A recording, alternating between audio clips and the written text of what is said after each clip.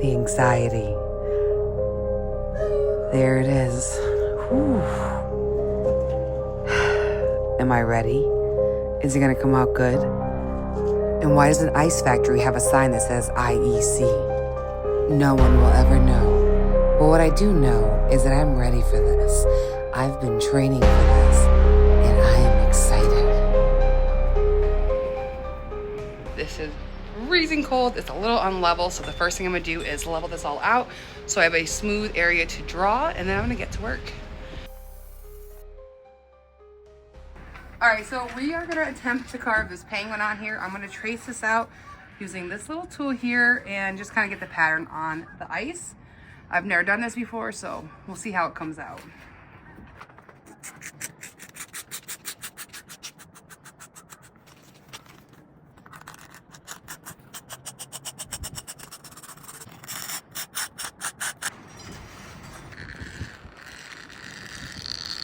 So the first thing I want to do is get that outline on the ice, and then I'm going to go in and take some carving burrs and just etch that in a little bit deeper so that way I can see everything.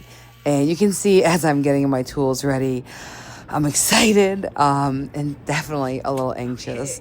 I've been wanting to do this forever, and I'm just going to jump in and have some fun. This block is 10 by 10 by 40. And it's 150 pounds. So props to my husband, my dad, and everyone who came and helped out and to get this into my backyard so that I can carve it. My goal here is to basically take off some of that weight and get it ready so I can flatten the bottom and stand it up. At this point, I'm contemplating if I'm going to go get my chainsaw. I've always wanted to do a little chainsaw carving. It's like, this is the perfect opportunity for that. But I'm trying to kind of stand back and see what I can do with just my burrs. For this carving, I'm going to be using 3 different burrs. I'm going to have a 1/8 burr, that's a long taper. This wheel that you see right here in the extreme, very coarse grit. And I'll be using a flame burr on my die grinder. I'll have them all linked below, and you'll save a little bit of money on there, and I'll get a little kickback too if you do decide to grab them. So now that I've got this down quite a bit, I get to play with my little hatchet and just kind of chip away at this until it breaks free. Too hard. Ah! Oh my God.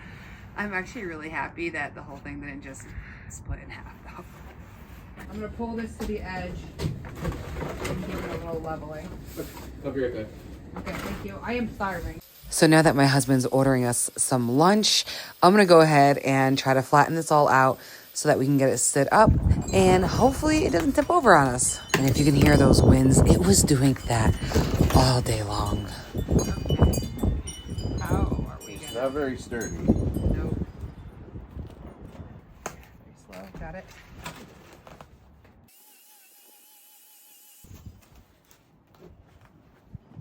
Is it better? Worse? I mean, it's more solid. Quickly, I realized that this was a bad idea trying to grind up this high.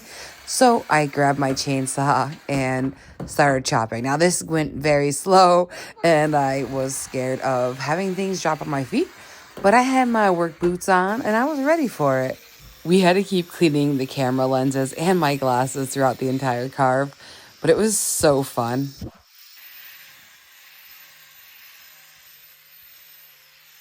So I decided to go with the side profile first, and then once I have that, then I'd go ahead and start shaping it in on the front to kind of get it to the appropriate thickness.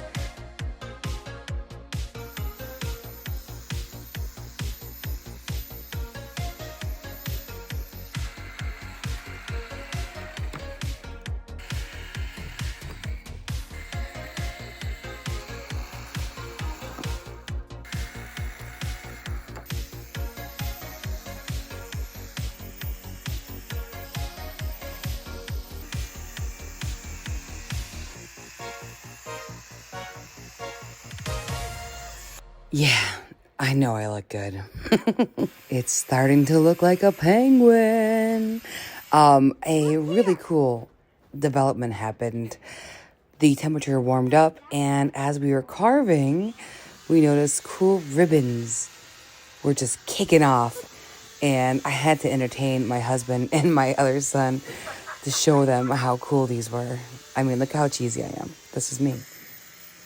Also, this is the very first time my son has ever shown any interest in carving, and his very first time using these tools. How cool. What an experience. I'm so happy we had this, and he is now hooked. Also, yeah, I ate a lot of snow. Okay, thank you. That was fun. All right, it's time to get serious now. We're gonna get that final shaping in. I saw that I made the head a little bit too big. I was going for a slightly cartoony vibe with this, but trying to keep it realistic. I wanted to have a oversized head so that way the beak would not melt so fast. And then I also did larger feet so that way it had a bigger base for the top part of the sculpture to stand on.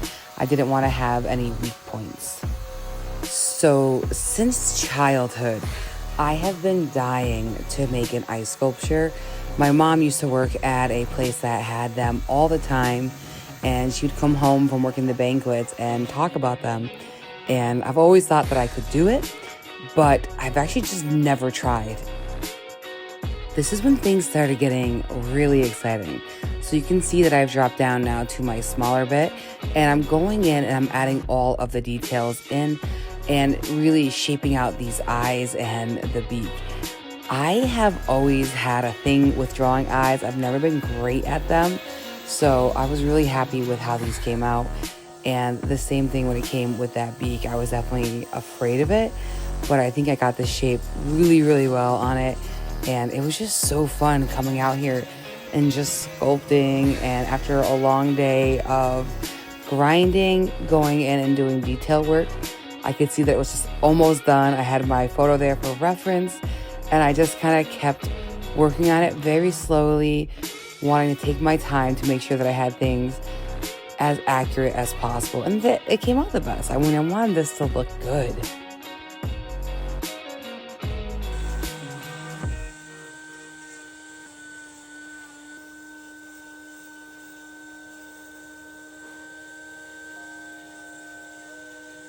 Now I'm going in and adding the separation between the legs. There's actually quite a large space there that I realized after I got this carving going.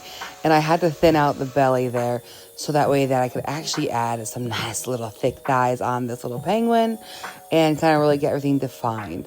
So I just kind of spent some time, worked through that area. Everything got covered in snow, and it was just really fun to see this scene start to come to life now that I've gotten that definition in there. So originally I had planned on using more than just 3 burrs, but I'll be honest, it was so cold. Each one of the burrs got stuck into the device, but I did choose well when picking out those burrs originally. So I went for this flame style just to get those rounded over, and then a long taper to add in all the details, which really helped because I was able to just use it like a pencil and just kind of draw in the details. And man, look how cute those feet look. And of course, I had to add that tail detail in there. I wanted it to be as realistic when it came to that texture as possible. So when I was all done, I hit it with a torch, and that kind of did the sanding for me. Oh, so cute. Okay, now let's just breathe it all in. Ooh, so adorable. I'm really proud of this. I am just, I don't know, cloud 9.